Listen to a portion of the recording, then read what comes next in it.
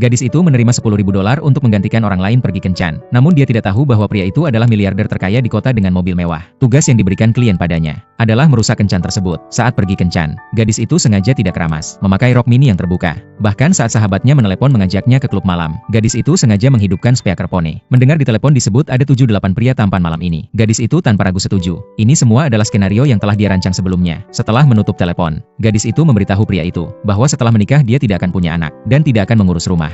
Awalnya dia pikir setelah semua itu, pria itu pasti tidak tahan. Namun detik berikutnya pria itu bangkit dan berkata, "Sekarang kita bisa langsung mendaftar menikah." Gadis itu terkejut seketika. Melihat itu dia beralasan pergi ke kamar mandi dan meninggalkan tempat itu. Namun saat baru keluar, dia bertemu mantan pacarnya. Mantan pacar itu terus mengejarnya, meminta dia membelikan rumah agar bisa balikan. Untuk menghemat waktu, gadis itu cepat-cepat berkata dia akan segera menikah. Namun mantan pacarnya mengira dia mengkhianatinya. Tidak hanya memaki-maki, bahkan mengangkat tangan untuk memukulnya. Di saat genting, pria itu muncul tepat waktu menyelamatkan gadis itu. Mantan pacar melihat pria itu lebih tampan darinya, langsung marah dan malu. Mengomeli gadis itu tidak tahu malu. Baru putus sudah bersama orang lain, mengancam bahwa di dunia ini selain dirinya, tidak ada yang akan menikahi gadis itu. Mendengar itu, gadis itu tanpa ragu menarik pria itu ke kantor catatan sipil. Namun saat masuk kantor, gadis itu mulai menyesal, karena dia datang menggantikan orang lain kencan. Bagaimana bisa ikut terseret? Akhirnya dia jujur kepada pria itu, mengatakan hari ini hanya tugas dari orang lain, bukan maksud merusak kencan. Jika dia marah, bisa menghukumnya sesuka hati. Pria itu meminta dia menceritakan keadaan sebenarnya. Gadis itu langsung menjelaskan, dia seorang magang, karena neneknya membutuhkan biaya operasi mendesak. Dia menerima pekerjaan paruh waktu ini. Mendengar itu pria itu semakin tertarik padanya, mulai curhat, mengatakan keluarga memaksanya menikah.